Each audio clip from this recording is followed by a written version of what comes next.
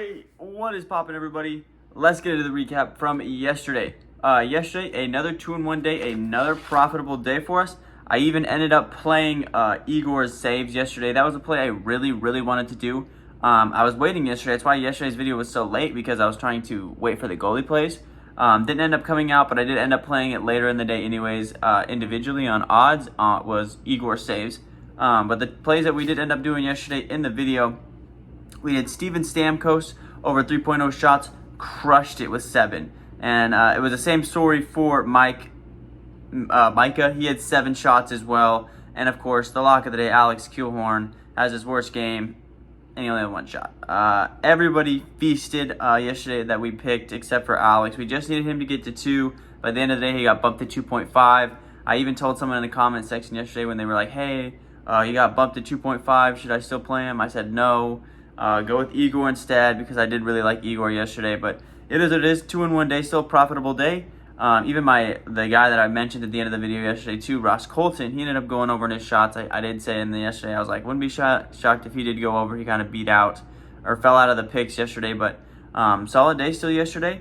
Not the game I wanted. I did take Rangers money line yesterday because they swept them in the season series. It was 3-0. I couldn't believe at home against Tampa Bay that they beat them every single time this season, that they were plus value yesterday. So I did end up taking that money line. And the Rangers smacked them. They absolutely swacked them yesterday. It was like 6-2 or something like that. So crushed them. That kind of didn't help out Alex for us, but it is what it is. Let's get to today's picks and let's make some more money today. Real quick, if you guys are new to Underdog Fantasy, make sure that you there's a link down in the description I have that automatically takes you to the App Store where you can download Underdog Fantasy. Also throws in my TAKEMYSHOT code when you guys sign up for that.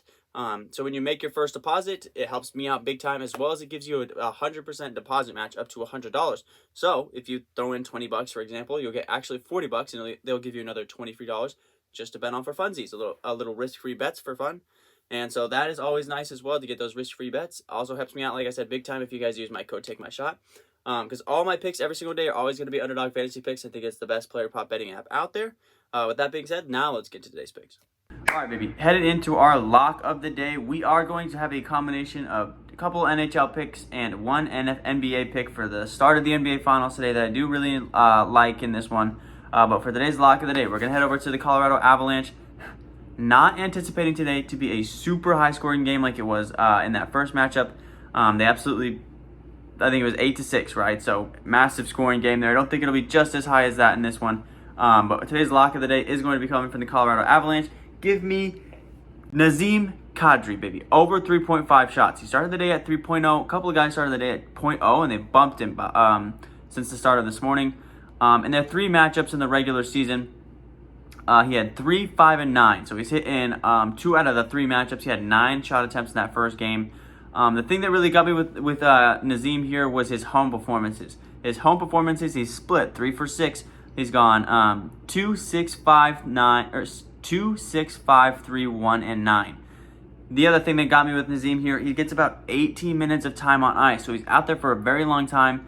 They're anticipating him again to have a lot of shots. He took 9 shots in game 1. I don't anticipate him to take 9 again. I mean, if he did, I'd love that. But not anticipating him to take 9 again. But he's still going to be up there in a high number. Last time in their matchup, or earlier in their regular season matchup, did have 3, 5, and 9. So he almost did hit in all 3 of these games. He's obviously taking a lot of shots versus this Oilers team. Both goalies right now, they got blasted in game 1, so they're not performing too well right now, and there's a whole lot of offense being played between these two teams. I'm still expecting a high-scoring game between these two. A lot of shots on goal, a lot of goals made, so I'm still liking Nazem today. Over 3.5 shots is a heavy hitter today. Next up, we'll go to the Avalanche star here. The thing that got me here, we're going to go with Nathan MacKinnon. Over 0.5 goals. Nathan MacKinnon, every time he's played the Oilers this season, has scored at least a goal. He's 4 for 4 versus the Edmonton Oilers this year. Connected in all 3 of their regular season matchups and in their first playoff matchup. And he's actually 4 for 6 in home games. He's only 6 for 11 in the entire playoffs. He had a rough St. Louis series. That last series, he did not really score all that much.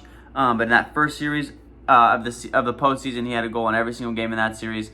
And has scored, like I said, every time versus the Oilers this season. He's getting 20 minutes on ice average as a aggressive center. So I'm liking the chances for Nathan MacKinnon again here to go over a goal.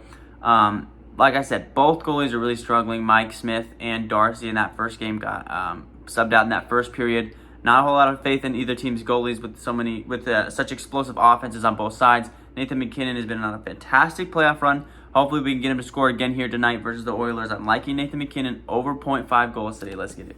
And our lone NBA play today is going to be coming from the Boston Celtics, okay? Give me Al Horford over 9.0 rebounds. This one is a gut feeling, okay? He only matched up against the Boston Celtics one time in the regular season this year. Only played 32 minutes and only grabbed 6 rebounds. Here's the thing. In the postseason, he is averaging 37 minutes per game in the entire postseason. He's averaging 9.6 rebounds on the entire postseason. That's 17 games, because he missed one with COVID. In that last series versus the Heat, he was averaging 10 rebounds a game.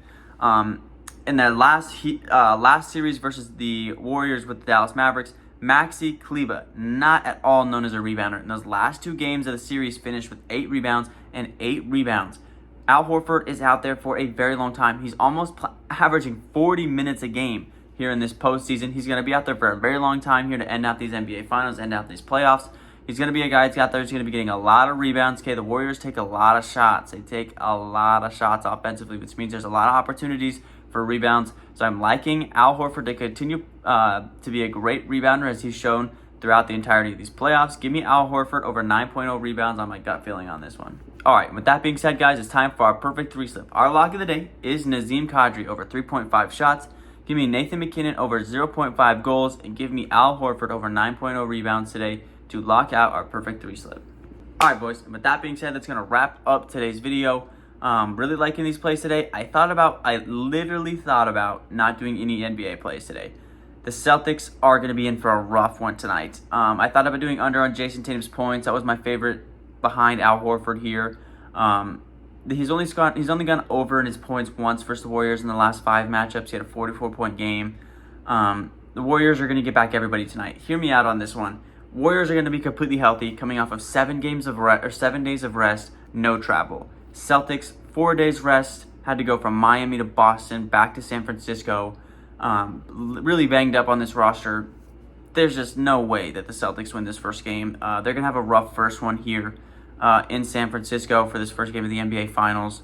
And I'm not really liking the Celtics in this whole series either. So, but that being said, I really thought about not really playing with the NBA in this first matchup because I know this first one's going to be rough for the Celtics.